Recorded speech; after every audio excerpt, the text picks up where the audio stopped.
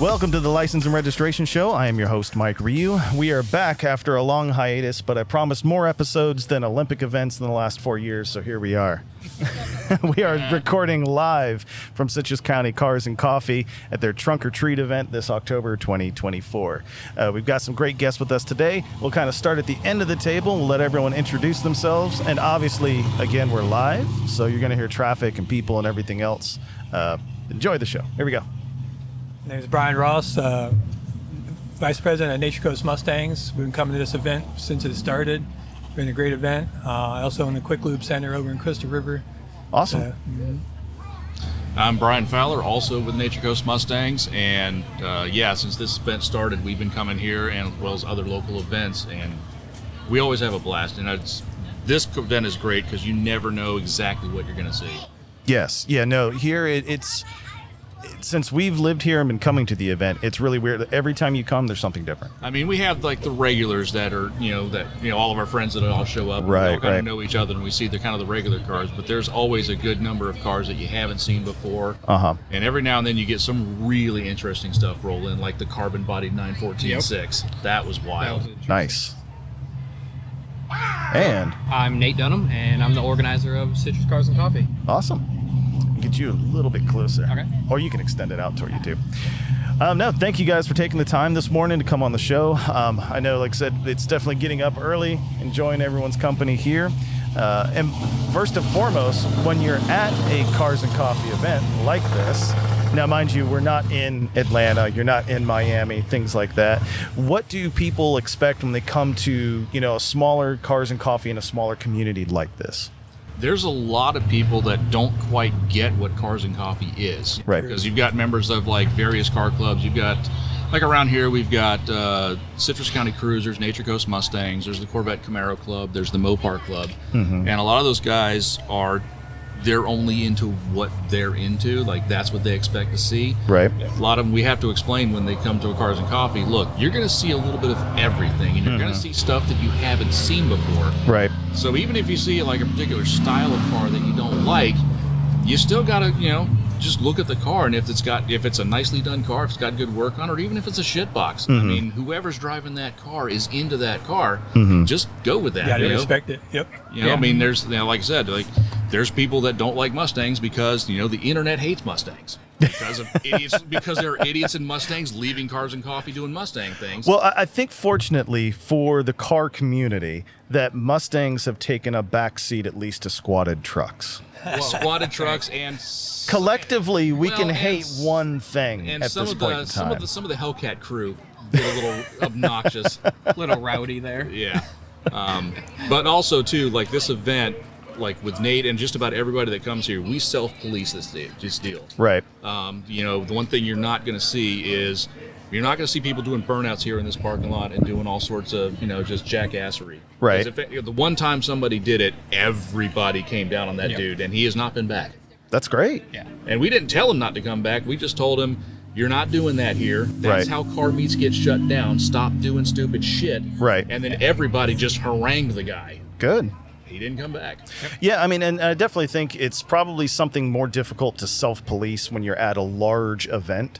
Because again, you have the organizer, you have volunteers, the show field is spread out across a much larger area. So and you may not have people that are quite as regulars or locals or people to come together and say like, no, this isn't going to happen.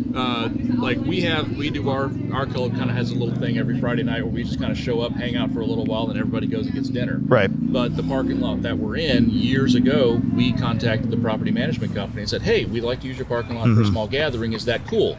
And they said yes. And it's been fine. The only time we had police out there was because an Alzheimer's guy got lost. So we had to call the cops to help him. Right. But we did have one group of some imports. They came in and started doing stupid shit. And so me and Brian and Perry from our club, we kind of walked over to the guy that was running it and sat him down and said, look, this is how it's going to be. Because how we do things. Yeah, because when you guys do dumb shit, these business owners around here, they're going to have enough of it, and they're going to call the police. And eventually they're going to call the property management company and say, hey, you guys got to step up what's going on here. Yeah. And the property management company isn't going to try to say, well, wonder who's doing this. They're going to flip through their files and go, oh, yeah, we gave these guys permission. Yeah, and we're going to get an is. email. Yeah. Then we're going to get an email and a phone call that says, get out. Yeah. Right. Yeah. They got pretty wild. They were bringing like the drift trikes up there and doing donuts and the go-karts. Yeah. And then, it was just, they were getting wild. They wanted to sit around, drink in the parking lot, smoke, and it was just... Oh yeah, like I said, it was got like out of control. Like the first time they showed up and walked over, and there was 3 idiots hotboxing a Civic. Yeah. Just looked at them like, are you serious? Yeah, well, and if you think about it, though, it's kind of been the tale of time. Like there's always been that core group of a community, car culture, whatever, that they enjoy meeting up. They like hanging out. And something happens. There's always that 1% that end up showing up and ruining either a spot, an event, etc., for the rest of the community or the car group that has been enjoying. Yep. Just like the Target meets and stuff that's gone down. We go down just south of us here to the next county down, and the car meets down there were amazing. Like, we're talking thousands of cars. Yeah. Great variety. People coming from Tampa, from Jacksonville down, and they last 1 or 2 shows, and then the meet shuts down. Yeah. And it was amazing. And they even had police there that they contacted. They had them come in, do policing it, and it still would get shut down. Yeah, it gets tough. It really does get tough. As events grow, as it becomes more popular, all of a sudden it becomes, I wouldn't say a target, but it becomes a target for that group to say, hey, I can show my ass. Yeah. Yes. I think a lot of that was them squatted truck boys. There, It was the squatted trucks. Yeah, and we've covered that on our little small podcast that we do on YouTube, the Pints and Pistons channel. We've covered that numerous times where we will see like these street takeover idiots, or we will see people that will ruin a car meet by doing donuts or trying to drift around the what events going on, or various other activities. And I just always call it, just car show dumbasses, basically. Right. And that's... Yeah, no, it happens. It definitely happens. And as far as the takeover crowd, those aren't car people. No. Those are just attention whores that happen to be used cars to do dumb things. Right. And doing it out on the street like that, or taking over intersections, people get hurt, cars get damaged. Oh, yeah. And we're all car guys. We like going out on the end roads and occasionally doing dumb things, allegedly. Right. But In Mexico. In Mexico. 5 miles over. Yeah, but we're try to be smart about it, but these guys are not. Well, there's a time and a place. But no, like I said, when I see the cops do finally come down on one of these groups and absolutely drop the hammer on them, I sit there and go, Yep. way to go, guys. Oh, absolutely. Yeah. No, because it makes the car community healthier when it can function. And when all of a sudden it gets to a point where the spotlight is shown on, either a club or an event or a meet or something like that, it makes it difficult to have those, and then it gives the rest of the car community in that area a bad reputation. Yep. Sour taste in your mouth. Yep. Absolutely. And all the car clubs around here, every time we do a show or do an event, we're almost always raising money for some sort of local charity. Right. What's our club up to now? Our club is over $80,000 for over 15 years of Wow. getting to the local community. And that's that's the local chapter, local club. And that's we're a regional chapter of Mustang Club of America. Okay. So So how big is your region? Where does your region cover? like Tri-County area. Okay. Marion, Citrus, and Hernando County. Okay. So, Mustang Club of America, that's a national organization, but we are just a local club who's also an MCA chapter. Right. But all of the stuff, when we do our show, all of the money that we raise is for something right here in our county, like right here in our community where it's going to do the most good, so it stays local. Right. Yeah, the last show they did, you guys donated to a veteran. Oh, we do. So that was our 9/11. We started doing a 9/11 tribute ride. Yeah, we raised money for first responder. Somebody putting themselves through school for that and whatever.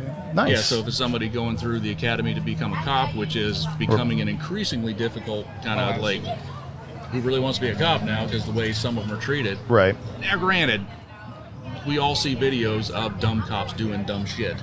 Right. But it's those guys that are getting the attention. It's Just not, like the car scene. Yeah. Right. Just like the car scene. Exactly. There's the 99% that there's no problems. Yeah. And then there's the 1%. That one bad seed. Yeah. I mean, hell, I'm still here because of a Citrus County deputy. So, but that's another story entirely. Yeah. So, like I said, the 99% that just do the right thing every day, nobody's videoing them. Nobody's posting videos of them doing the right thing. It's always, the assholes of the group. Right. The negative gets posted. Yeah, same as the car community. Same as most things, really. If it bleeds, it leads. That's that kind of thing. Yeah. Well, Nate, and now, so with you recently took over Citrus Cars and Coffee from our friend Alex. Yeah, so, roughly about a year ago. Yeah. Well, shout out to Alex. Yep, Alex Fasonki did a great job, and actually, Citrus Cars and Coffee was started by our friend Frankie at Drive Florida. Oh, yeah. Okay. So next year we'll mark 10 years of Citrus Cars and Coffee. That's awesome. So, yeah, and we, like we talked about already, the variety of cars just, in front of us, from Chevy Extremes, a Ford Probe, to a Lamborghini over here. Yeah. Two Ford Probes. Two GT Ford turbos. Probes. OG Yeah. Ford Probes. Yeah. So what's it like taking over? Now, do you have any experience running any events or shows prior to this? No. So Not at all. what was that handoff like? And tell me about kind of like show one that it's now in your lap. How'd that go?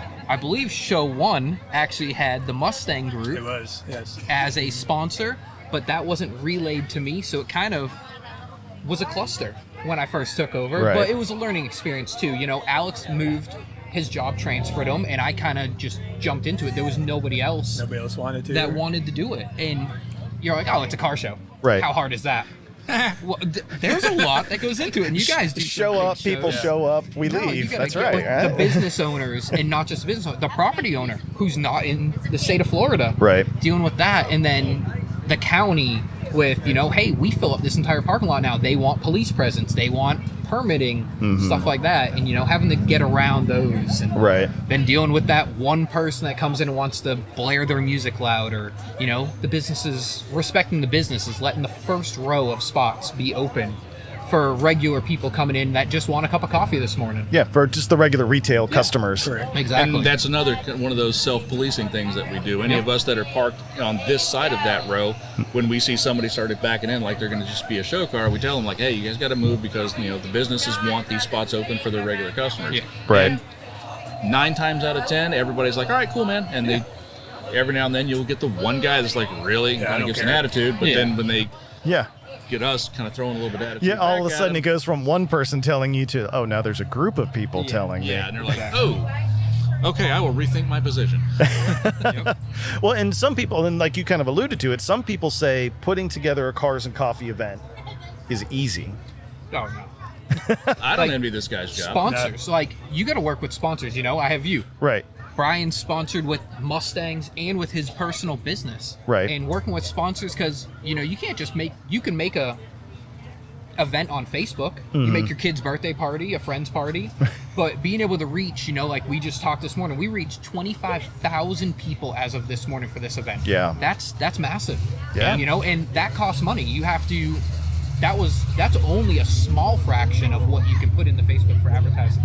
That's 30 days worth right there. Absolutely. Now, what would you say? Let's say you have someone else in another community who's like, man, we don't have anything like this here. I would love to start something like this in my town. What advice would you give to them, considering that you came over, zero experience with event planning? Yep. What would you tell that person? Start with a venue bigger than what you currently have for your group of friends, other car clubs. Get with local car scene, like whether it be a Mustang club, the Mopar club, anybody. Go to other events. The three of us go to multiple events around, from all the way down in Tampa. You and I were talking about the Jacksonville show. Right. Travel around, see how other people do it, talk to their host and their event coordinator, and go from there. So how important is networking to running an event? Oh, huge. Sponsors, business owners. I've had other business owners, other coffee shops be like, hey, can we run something here? There was just another local cars and coffee that tried popping up at another coffee shop, and it wasn't the biggest, but the advertising wasn't there, and it was one small thing.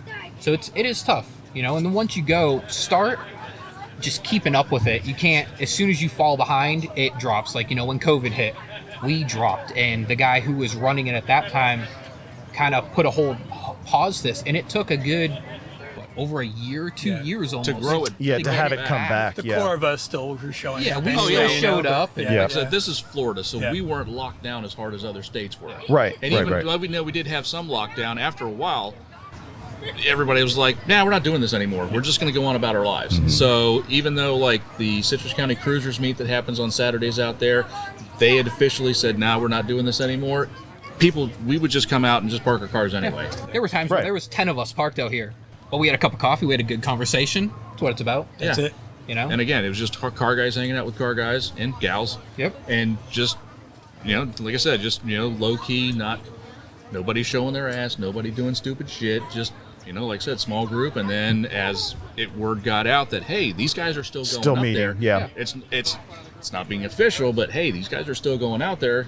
Maybe we should go out and check and see who shows up. And that's just one of the things that helped build it back up to get it where it is now. I mean, this guy, after taking over, he's done an amazing job. Yeah, we moved here from the St. Augustine area, 2021, November 2021.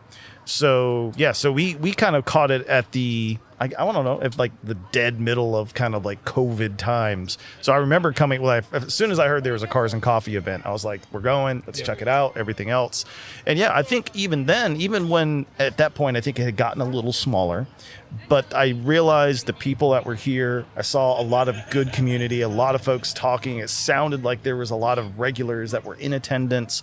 And I'm like, this is probably a good place to be. And yeah, same thing. It's been great seeing the show kind of change and evolve to where it is today.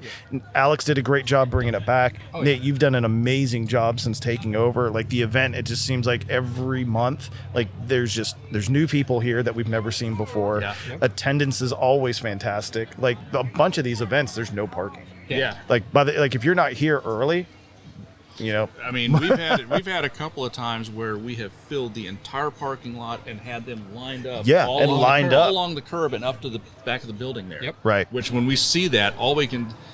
A couple of those times. One of those times is when we did it. Yeah. When we were the The sponsor for it, Mustangs, and that's you talk about reach. His the Facebook page for the Citrus County Coffees, plus every individual say, hey, I'm going to this event. Mm-hmm. And then if the sponsor that's doing it also has a good media presence, Mm-hmm. like ours, we have some pretty impressive reach. 15,000 people. Or Like I said, so between, like I said, the 20 or so thousand he reaches, the 15 to 20,000 that we can reach, put together, I mean, it goes out. And usually when if whoever is helping with the sponsorship can also throw it out there good and get a lot of reach, that's when you'll see this parking lot absolutely packed. Oh, yeah. And you gotta look, there's big, you could see where Ocala Cars and Coffee went from their small event, and then it went to the Harley dealership, and now it's done. it's gone. And that just shows, that was a huge event with people that came from everywhere. For a small community event here in Citrus County. Right.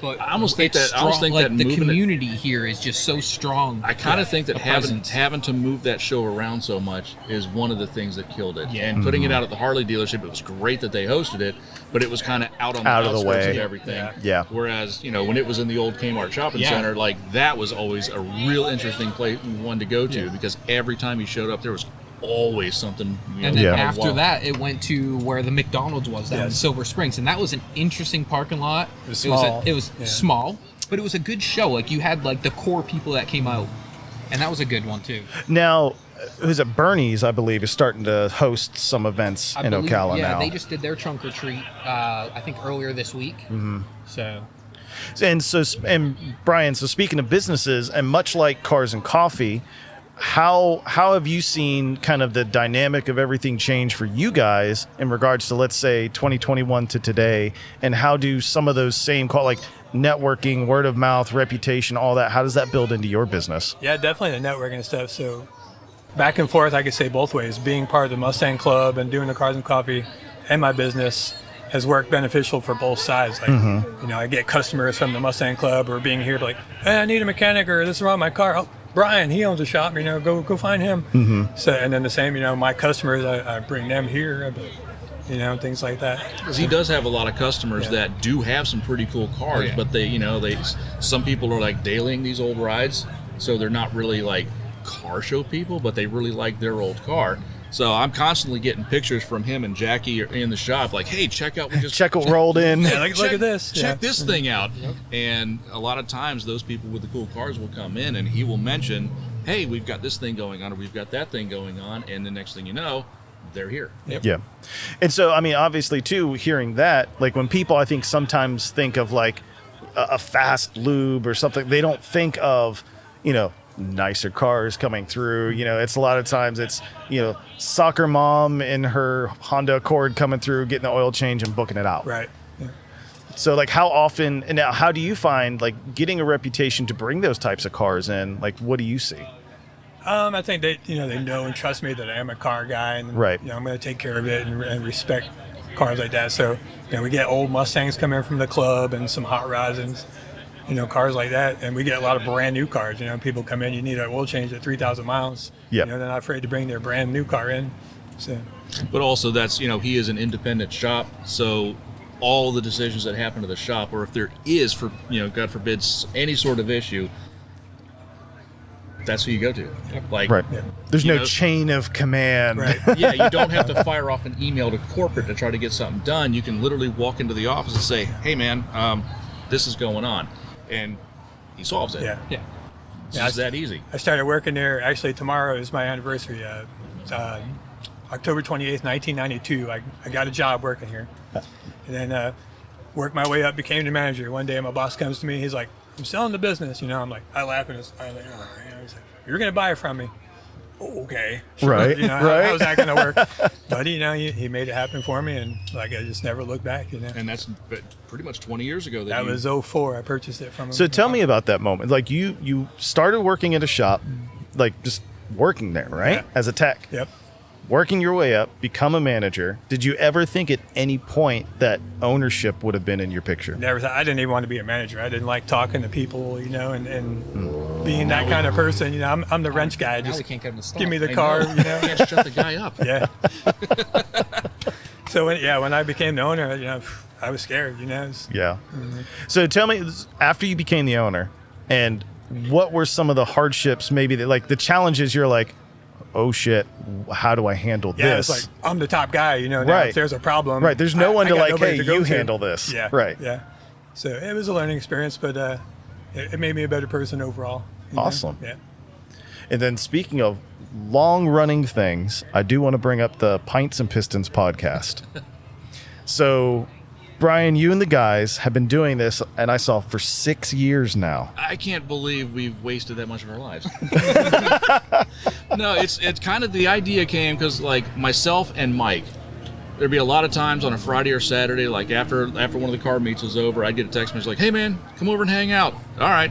And we'd just be sitting on the back porch, drinking, putting back some cold snacks, watching car stuff on YouTube, and just generally just riffing off what we were seeing on YouTube. And Mike's then girlfriend, fiance, now wife, would come out and go, you guys got to do this on YouTube. And we would just look at each other and like, who the hell wants to see that? Yeah. And for the most part, nobody still really wants to see that. But then when we kind of thought about it, like, all right, let's give it a try. But it should probably be more than just the two of us. So we started reaching out to a couple of our friends, and that's where Chris and Dan came into it. So Mike went to school with Dan, and Dan works with Chris, and then Chris came into the Mustang Club. When he got his Mustang, he found us. So we all kind of knew each other, and then we kind of sat down and kind of came up with the idea, and we've just been running with it ever since. So how many episodes does 6 years equal? I actually have that. Our beer list has gotten so big that I have to. So let's add some context to our beer list. So Pints and Pistons, pints of beer. And is the goal of the show, are you consistently trying new ones with every show? We just did episode 157. Wow. So almost 160 episodes. And we're averaging 2 new beers per episode. We have had a couple of repeats every now and then. So our beer list we're over 300 that we tried. So what keeps you guys motivated to continue this? Like, and what's the frequency? How often do you guys record episodes? We do every 2 weeks. So it's every other Friday, but this month, because of Halloween and all the stuff's going on, and man, Chris just got married. Congratulations to him and Shelby. Congrats. So with the honeymoon, that's probably not going to be able to do it this week. Might have to kick it back a week, which sometimes we have to adjust for that. But usually it's just hey, it's Friday night. I'm going to hang out with my friends, have some beer, and we're going to riff on cars and just hang out for a little while. And that's the thing. When it no longer becomes just a fun thing for us to do, that's when we're done. Absolutely. But so, like I said, we legitimately enjoy doing it.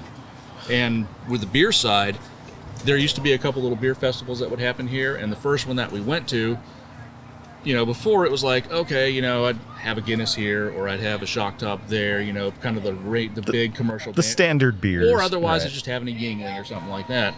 And we went to the beer fest, and so we saw a whole number of different beers. Like, wow, we had no idea these were out there. And as we started trying them, we're like, man, there's a whole world out there that we can discover. And there is. And we've continued to discover, because it's like I think the last count I saw, there was like some 2,500 or so breweries in the United States, now counting the big boys too, and over 150 just here in Florida. Wow. And there's at least 2 right here in this county. There's Cop Brewing and 9 States Brewing over in Inverness. And then a distillery just opened too. There's 2 new distilleries. Oh, there's that have 2. Opened. There's one that opened in Crystal River and another one that opened up in Inverness. Yep. Haven't been there yet, but I've heard good things about them. Mm-hmm. And then just right down in Hernando County, there's Marker 48, and I think there's 2 others down there in Brooksville. Mm-hmm. Yeah, there's a new one that just opened. Yeah, right. Broad Street Brewing just opened recently. And then in Ocala, you've got Infinite Ale Works. What's that one on 200? Hiatus Brewing. Hiatus, yep. Like up in Gainesville, you've got First Magnitude and Swamphead. Mm-hmm. So there's breweries everywhere that are making just some really fantastic beers. So you guys have had a ton of different brews on the show. What makes a good podcast beer? Usually, if it's something that will get a reaction out of us, good or bad. Okay, so Now, it can be opposite ends of the spectrum. So I don't like. We all have different styles that we like. Mm-hmm. I don't like IPAs. Dan loves IPAs, because he's a bearded hipster. Sorry. So like I said, so sometimes Dan will spring an IPA on us, and you'll see Dan, I love this. Mike and Chris will be like, this is tolerable, and I'm just looking at it going, no, this is horrible. So it's usually if there's a reaction. And we have had beers that we just, all of us took one sip and went, no, and dumped it. Right. We have had a couple that were truly awful. Now, do you have a running list? Yeah. And do you have them ranked? We haven't really ranked them. We kind of have it in our head. So there's no scoring system. No, not really scoring. It's just like we like it. We like it or we don't. Okay. But yeah, I do have a Google Docs that all of us can access. So, and that was probably after like episode 50. Yeah. We were starting to be like, okay, we're starting to repeat ourselves already, and there's way more stuff out there. So it's like, let's kind of do a list. And at first, I just kind of like did an email that I would send to everybody and update it. But then I was like, that really doesn't work if we're all separately going out and looking for stuff. So then a couple of brain cells rubbed together and an idea formed. And I did the Google Docs. And then we had the wheel. Yes, and fire. So I have a Google Docs that all of us can access. And anytime we're going somewhere, it's like we just open up the list. And the list has come in handy because you forget all the stuff that you've had. At that point, yeah. So when you're going into ABC or Total Wine or even like the little sketchy convenience store I found in Ocala that had an amazing beer selection, places like Earth Fare, you can always find interesting stuff. Even Aldi's has had some interesting stuff that we found. Publix, every now and then you find something weird at Walmart. I mean, you can't discount any place. If it sells beer, there's a chance you might find something good. Awesome. Now, and the list is there specifically so that we can try not to repeat ourselves. Yeah. And we still manage to repeat ourselves. Now, do you guys pre-plan? Like, you're like, hey, I know this month we've got 2 episodes. We've got, this and this that we're going to have, this and this that we're going to have. No. Usually on the beer side of it, we pretty much will send a text, hey, who's doing the beer? Right. And 2 of us will say, hey, I got one, or I'll get one, and that's all. That's all we tell each other. Mm-hmm. We might have a general idea of a topic we want to cover, but for the most part, we're very, very loose with it. There's not real structured. Because we'll just all of a sudden just squirrel and go off on a tangent. Right.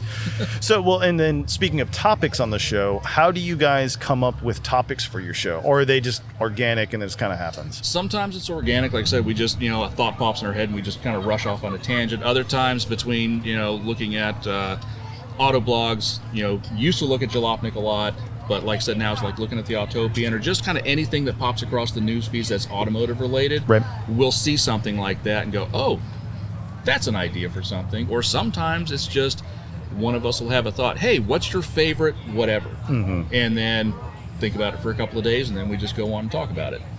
Now, when you guys, you've had as many episodes as you've had, have there been, obviously there's been probably plenty of moments where like, that was amazing. Like, oh, this was such a good, good topic or good show altogether. Have there been, on the flip side of that, have there been any moments where it was kind of like, maybe started butting some heads, a little contentious? Not really butting some heads, but there's been some times where we know that it was like, enthusiasm wasn't quite there that night. Right. We enjoyed the beer, or, whatever. But like I said, maybe there just wasn't much going on in the automotive world to really kind of just, jump off of. But it's still, again, it's four guys that just hang out, drink some beer, and talk about cars. You're going to have, interesting times and not so interesting times. Right. It's just... Are there a couple of topics on the positive side that you're like, oh man, that was such a good conversation? A lot of times it's like, what's the best car for X? And my thing is, I love going last because I'll watch the three of them kind of try to nerd out to find like the ultimate car, and then I'll just come off with like a 1,000-foot view of something and just watch the three of them go, damn it. Like there was like a best car for like a rally, or a best car for doing stupid stuff with, and they were all again trying to out nerd each other, and I was like, you guys got it wrong. The best car for that is a rental car with insurance. Absolutely. Right. Just had The one best of those car myself. is not your car. Exactly. And also it's like, it's the age of our group, so we've got 30s, later 30s, and then you got me that's in the 50s. So there's generational gaps, and that does change how we all view How you things. look at stuff. And like I said, youth and enthusiasm versus old age and treachery. And sometimes, like I said, when we kind of go at that, that's when stuff kind of gets fun. Awesome. And we have fun doing what we're doing, and when it's no longer fun, that's when we're done. Oh yeah, I mean, because if you're not having fun, it wouldn't have lasted 6 years. It wouldn't have been 157 episodes in. So And a lot of beer. and a lot of beer. So getting back to shows as a whole, so kind of getting everyone's opinion on things, what makes a good car show today? The people. That's what I would say. Just the camaraderie and stuff. That's what I look for. No, but so outside, like you could show up at a show with a gang of buddies and that'd be great, but a show could still be horrible. Organization is a thing, and as a club, we do that too. Like when we will go to other shows, we see how the clubs run the shows, and sometimes we see shows that are like, that would We not. are very judgmental of other shows, yeah. And not like in an asshole way about it, because Right. like we always figure out, like anytime we're going to a car show and we see what they're doing, we're learning, because everybody does things just a little bit differently. Oh yeah. Some ideas work really well, some ideas don't work so well, and as a club, when we're going to it, we're going for the show, for the same thing we do everywhere else, which is hang out with our buds, have our cars out there, look at other cars that we probably haven't seen before, talk to people we haven't met before, and all of that, the fun side of it. But between me and him and Perry and those of us that are doing our club thing, we're also looking at how that show is run. And if we see an idea that's working really good, we'll find a way to incorporate into ours. And if we see something that's not working, we'll be like, okay, let's not do that. Don't do that. Yeah.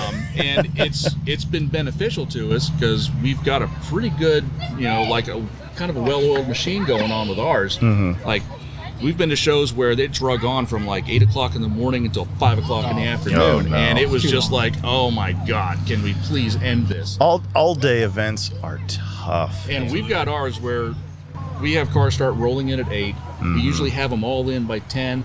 Judging starts. We're wrapped up with a judge. Even like our biggest show was like close to 170 cars. Our judges had everything done by noon, and awards were happening starting at 1, and usually by 2 o'clock we're done and everybody's rolling out. Yeah.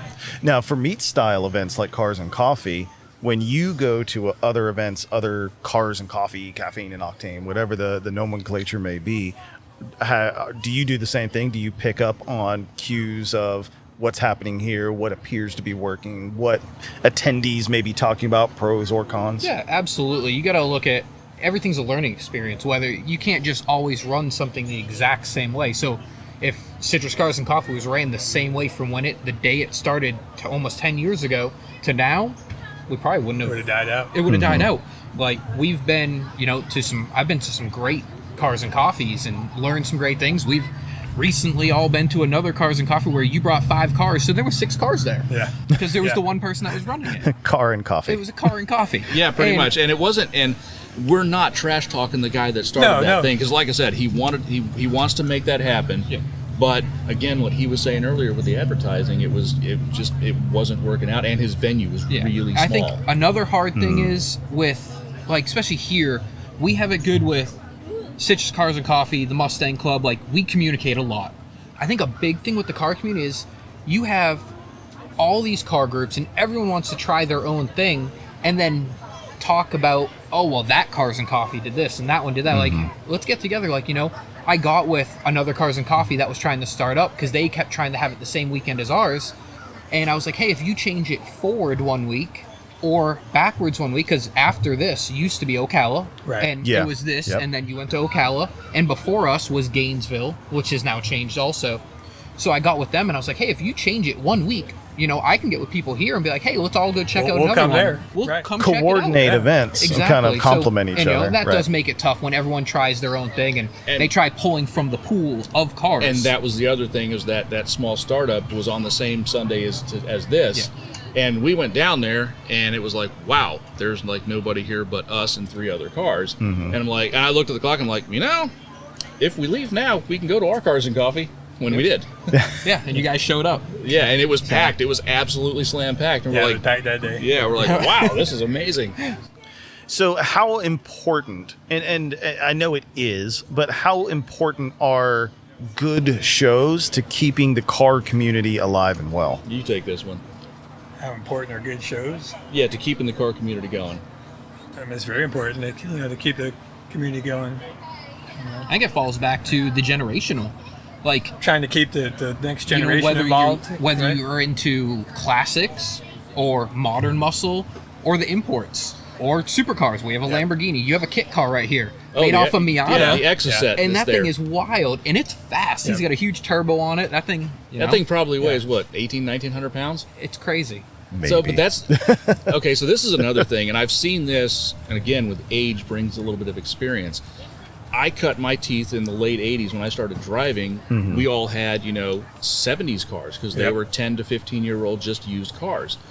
And I had cars that are now considered Japanese classics. And when I tell, like, Chris and Dan and Mike about the cars that I've had, they all look at me like, are you serious?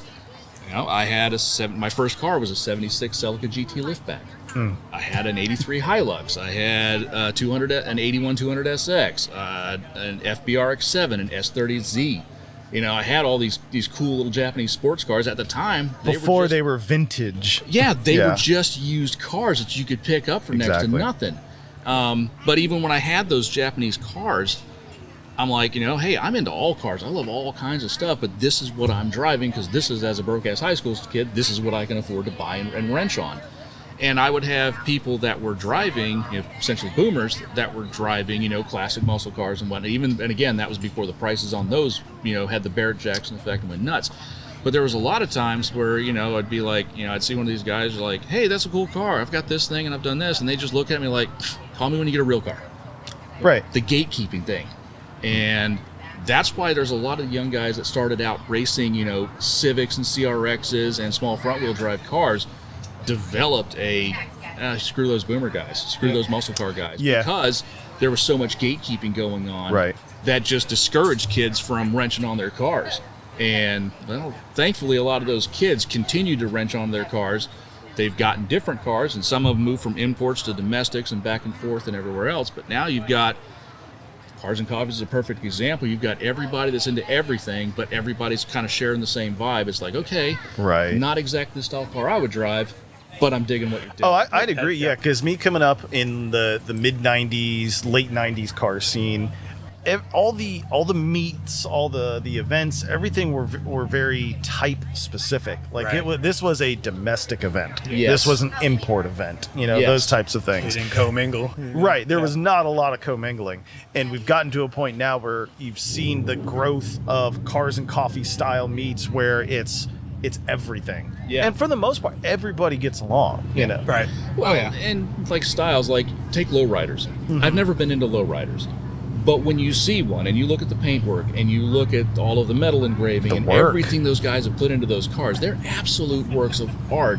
And all you can do is just sit back and just admire the craftsmanship that goes into them. Right. Again, it's not something I would personally own myself, but I completely respect what they've done to the car. And you can only just say, wow, look at the work they put into that. Yep. Look at that paint job. That's amazing. And, okay, except for squatted trucks. I will continue to shit on squatted trucks. or the stanced imports too. You got. I'm not a fan of that. To each their own. So this is I used to be in the same exact bucket. I was like, stance is dumb. I never saw the point until I met a guy, and we started talking about his car, and I'm like, I don't get stance. Tell me about it. And so he started going into it, and the engineering that has to go in to get it done right. Yes. And I'm like, oh shit. Like I may not like it, but it's not just, oh, I took the coils off and the car is just sitting looking broken. Like he did it with a torch. Right. Yeah, like these guys are putting in some real time, and they have to get really creative with suspension geometry. They're making custom knuckles, custom tie rods, custom everything in order to get the car to just be drivable at that And height. that's the stance thing, and this is a squatted truck thing too. It becomes a safety issue. Because you see some of these stance cars, when they're going down the road, they're just bouncing and moving all over the place and barely controllable. It's like, okay, that's fine in a parking lot, but now you're out here on the road, which means your car bouncing around like that is next to my car. Right. And if your car breaks or goes sideways, now you're not just going to damage your own shit, you're going to damage my shit. And then we have a problem. Okay, Oh, you absolutely. can modify anything, but doing it right Properly. and doing it That's half-assed and that's is something and that's different. exactly it though. Yeah. So there are shit boxes of every variety. Yes. And so, I've seen, whether it be a truck, a domestic, an import, stance, lowrider, everything else, there are ones that are done right. And there's another one that, like you said, I do not want to be next to in traffic. Yes. So we talked about other automotive shows, we talked about events and meets and things like that. Let's talk about like actual automotive shows, things like Top Gear and things like that. We've seen a lot of those shows recently have gone dark. Yes. They've all ended. Are the days of shows like Top Gear over? Yes and no. I think there's always going to be people that are looking for automotive content. With Top Gear, once it kind of came into, Richard Hammond, James May, and Jeremy Clarkson, those three, the chemistry they had was amazing. Oh, yeah. Absolutely. Absolutely. Later versions of Top Gear, like I said, with Chris Harris and Flintoff and what was the other guy's Rutledge. name? See, and Rutledge. No, not Top Gear USA, but that's kind of a thing. Is like, like I said, a lot of us know about Chris Harris because he was riding with The Drive and he was doing, Chris Harris on cars, and so Chris Harris kind of had his own media presence that a lot of us kind of knew about. Those three were pretty good together, but that series ended because Flintoff had a real bad wreck, and there was actually a Rogan podcast with Harris on there, and he talked about what led up to that, and that was real interesting to hear. Basically, they didn't take safety as much as they should have, and the guy got hurt. The guy got hurt pretty bad. So, like I said, it went dark. But also, too, you've got YouTube. Yeah. There's so much interesting automotive content on YouTube that isn't, we got to get this car done by Thursday or we're going to lose the shop. Yeah. Right. I mean, what's some of the stuff that you watch on YouTube? I mean, YouTube, you just get lost on YouTube. Sometimes you find one thing, and the next thing you know, you're down a rabbit something hole. Comes up. Yeah. Oh, yeah. So, I mean, and probably the one guy who's done the most to bring automotive content to the forefront is Cletus. Yeah. I mean, started out sticking duck whistles and C7 exhaust, and now he owns the Freedom Factory and does all that kind of stuff. And that's probably like one of the biggest automotive YouTube channels. And because of that, everybody watching Cletus's videos will find something else and then find other channels that they follow. So we get channels like Cletus that are almost like seed channels where And they're the high they're the 1320 like they're the 1320 high video. traffic. These are the videos that are easy for people to find, and then they act as a gateway to smaller content creators. Yes. Oh, yeah. So, like I said, you've got guys. I'm not really into drifting, but there's some drift channels that I watch, and one of the bigger ones, like Adam LZ's channel, because it's not just all drifting. Sometimes there's other just interesting stuff going on, or I sometimes just watching the car builds and what they come up with. Taylor Ray is a good one. Just a single guy working out of his shop with a really good work ethic, so you can always appreciate that. And just all that stuff. And then Richard Hammond's Drive Tribe. And, so there's always stuff that's kind of going on. Motive Video from Australia is kind of picking that thing up really heavy in the GTR scene. There's just tons of channels. Garage 54, Crazy Russians doing crazy Russian things. You can, and then you'll always find like some small channel with some guy that's just building a really cool project, like Stanceworks and some of the stuffs he's building. So from each of you, what makes an attractive or interesting show to you? Like media type show? Content, created content. Yeah. I like the story. So I love Ed and the VinWiki channel. Yes. The amount of people he has on there, from people that I personally know have been on his show, and then to these huge worldwide people that have been on his show, just telling their story of where they got started in the car scene, or, you got just the stories in general, of car culture. Right. From different places. So story is good. What's what else? Rabbit's used cars. Rabbit's used cars. Rob Pitts and lost a legend recently. Absolutely, yeah, lost the guy. The guy was described as honey poured over gravel with his voice, but the guy could absolutely just tell a story, and even if it was just a mundane kind of like, hey, this happened, the way that man would tell the story, you were instantly hooked. Oh. Right. And you're just like, damn. And that was a guy that was lost. Yep. So having a clear story, so that's something you can actually follow versus something that's just seems cut up, random, jumps around. Yeah, like one channel that I haven't followed in a long time just because they seem to just drag it out and not really accomplish anything was Project Binky. These guys were stuffing a Celica GT4 drivetrain into a Mini. Mm-hmm. Awesome idea. It's been going on for years and they still haven't really accomplished much. So I'm like, all right, I'm kind of done with that. Right. So Brian, for you, what gets your attention as you're flipping through, checking out YouTube videos? What stops you and gets you going? I watch a lot of racing type stuff, and things like that. Drag racing, and like high horsepower, big builds, and that's kind of what I follow mostly, probably. Now, do you look into things like Street Racing Channel or like No Prep? I was into the No Prep. I was kind of sad when that went off TV, that how Street Outlaws was drama, right. But it was interesting, Right. It's kind of like the wrestling equivalent of car racing. Right. Yeah, well, actually, he bought that, right? Dana bought the rights to Street Outlaws, I understand. Oh, Dana White? Dana White, yeah. Okay. So if he's going to do anything with it, I don't know. But, that kind of tracks. Hey, yeah. I mean, that would be interesting. I mean, he's definitely someone who could sell a story. Mm-hmm. So if he could put something together, he may have something. Yeah. So as we get closer to the end, I like to do kind of something, called it a ton of different things. This particular show, we'll call it the fast lane, but these are kind of like lightning round style questions. So, the best part is for a lot of us, we don't have to hopefully think a lot about it. It's just kind of, here we go. This is the first thing that pops up. So car guys are always talking about, we want to go do this, we want to go do that. What is a bucket list car trip or event that you would either like to do or attend? Tourist and Fart in a Nürburgring. Before I die, I want to drive the Nordschleife. Even if it's just, I'm not going to set any record times. I know this. Just wheels to pavement. But yeah, basically to just actually to roll through the gate, go through the cones, and then if I hit 100 miles an hour by the time you hit compression, that's all I want to do.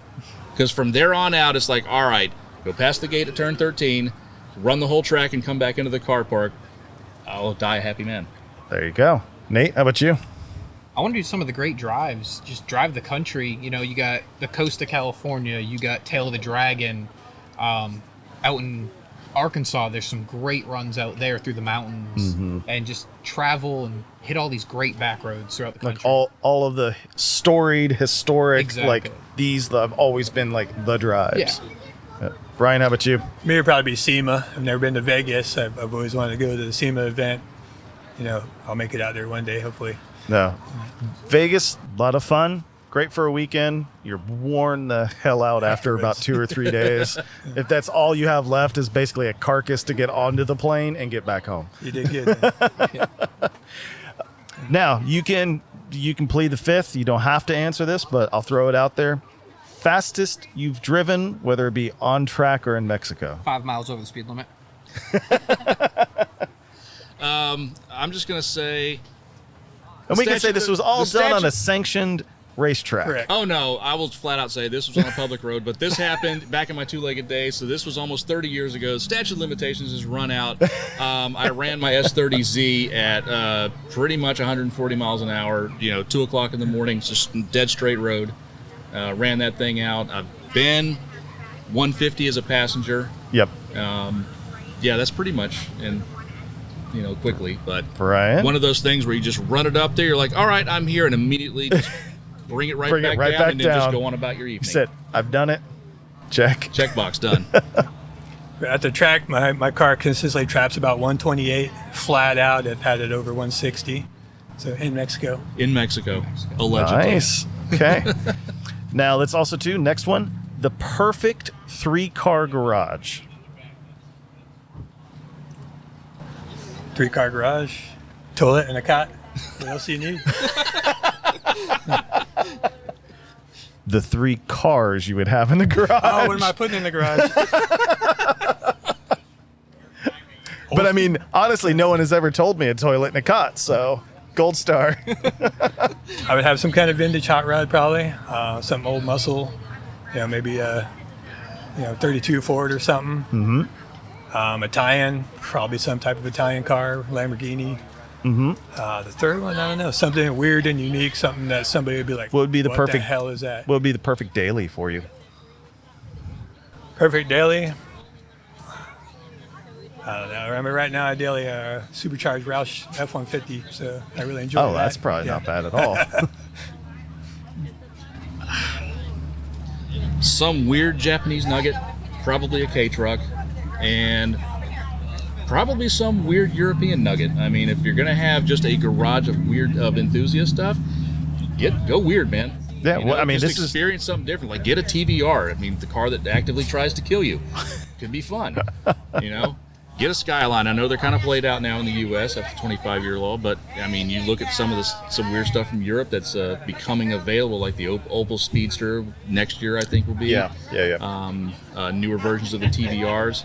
If the 25-year thing wasn't an issue, I want the last generation Falcon Ute from Australia with the turbo barra. Like that's one I really want to have in my Bring garage. over some craziness from the Aussies. Yeah. Nate? So I'd say for a daily driver, 4-door car, maybe something Cadillac, like Black Series. Mm-hmm. I got kids. You gotta have a family car. But why can't it be fun? For real. Probably a truck. I want a dually, just be able to, and then have Tow a pig. classic. Toe pig. So do something like, I love the Prohibition era. So maybe like an old Ford, something along that lines. Okay. And you gotta have the truck so you can tow it to different shows that you don't want to drive that thing hundreds of miles to. Yeah, Perfect. speaking of those old cars, I've driven 3 of them now. Driven a Model T, an unrestored 21 Studebaker that's just cool. been repaired and maintained as needed, and a 27 Chrysler that's about a 35-year-old restoration. And they're different, but they're amazing. The experiences of driving those cars was amazing, especially the Studebaker, because like I said, it's an unrestored car. It's over 100 years old. All of the people that were involved in designing it and building it and doing everything to make it a car, to do car things, they're long gone. Oh, absolutely. But what they built is still living on, and what they built allowed my dumb ass to go out and have fun rolling around the neighborhood in one. Yep. And just experience something from way before any of us were born, and seeing how they tackled the engineering side of it and all the ideas they were coming up with. And honestly, it drove great. It's absolute experience. So if you get the chance to drive any of those old cars, do it. 'Cause- I know you always say you're a fan. You're one leg, but I'll drive anything. Right. Yeah. Give me the keys. Yeah, I'll try to drive it. If I can't drive, I will try to drive it. I will try. But yeah, and again, that's maybe it's a generational thing. I grew up with way before the internet, and so I was watching like automotive, like racing stuff. There's always like ABC's Wild World of Sports, Right. And credit to them, in the 70s and 80s, they would bring all kinds, rally cars, Can-Am cars, NASCAR, IndyCar, Formula One, all of the sports car racing. would be shown. So as an impressionable teenager who already liked cars, playing with Hot Wheels and building models and all that. Oh yeah. Now you see all these different types of racing that's out Yeah, there. that just kept scratching the itch. It just every time it was like, oh, check that out. That's pretty cool. And all of that stuff ended up buried in my head. So now I see different types of cars, and I can appreciate cars from just about everywhere or anything. I'm not like just an American muscle car guy. I'm like way out there. If it's got 4 wheels, makes cool noises, and goes pretty rad, or it's weird, I'm into it. Yep. Awesome. I'm a fan of strange cars myself, Yeah, well, so I've got a 91 Toyota MR2 turbo at home. I bought it the day of my senior prom, and I've owned it since. That's awesome. We've also got a 69 Volkswagen convertible that's been in the family since 72. Very good. So I love it. Engines in the back. There we go. Yeah. So to wrap things up, I've decided to kind of end things, and I want to add like some positivity, put some real positive vibes out there. So I want to give each of you the chance to shout out somebody. Doesn't matter who. They could be a friend, a relative, family member, anybody you just know that is either doing something positive or is somebody positive in your own life. I just want to give them a spot on the show. Probably have to put that to my daughter Cassandra. She grew up watching me and what I do. She became a car person, and hoping to keep that going in the next generation. Awesome. Oh yeah, that's if we can get her to actually drive the manual transmission, she's gonna. Once she gets that skill down, she's gonna start clowning anybody who Yes. can't, which is gonna be hilarious to watch. Always good to have, it's good to have the youth coming into the scene, but I think it's even better too as we have more of the ladies coming into the Yes. scene. Yeah, because the car doesn't care really who you are. If you can drive the car, you can drive the car. I know. The car does car things regardless of who's behind the wheel. I'm actually going to say I think you should talk to the old guys. At our show a month ago now, at our show, I sat down at a table and a 92-year-old gentleman told me the story about the car he drove to our show. That gentleman was Big Daddy Don Garlitz. Wow. I mean, so like I said, talk to the old guys, because those guys that you kind of think, oh, these guys are moving slow, they're driving slow. You have no idea what these guys have gone through, and some of these guys have got some amazing stories, and every one of them has something you can learn from. So Absolutely. there's so much knowledge that when they're gone, that knowledge is going to be gone, so it needs to be shared. Absolutely. I'd Nate? say for myself, it'd be the reason I got into this Cars and Coffee is my son Theo. We came here when Alex ran it, and when Alex was talking about moving and who's going to run Cars and Coffee, my son's like, well, if there's no more Cars and Coffee, he's like, how are we going to go look at cars? I want to look at cars with you, Dad. And I was like, you know what? Let's do it. Let's take it. And Awesome. when I go to shows, he comes with me. He loves it. Whether he'll just walk around by himself, look at cars, and 6 years old. Yeah, absolutely loves them. everybody here is like, who's that? Oh, it's Nate's kid. We're fine. Yep. He's It's fine. fine. He's always It's fine. around. He loves riding in the car with me, and so. Nope, love it. Absolutely love it. Well, guys, I thank you so much for your time this morning. It's really been great kicking the show off. Had some great guests. I Yes. look forward to hopefully seeing you guys around again. Appreciate it. We'll have to do it again. Absolutely. Sounds good. We're Thank in you. for it. Awesome. Thanks, everybody, again for watching the License and Registration Show. I'm Mike Ryu. Don't forget to like, comment, subscribe. You can find us at lnrshow.com, YouTube, Instagram, and Facebook. You guys have a great day.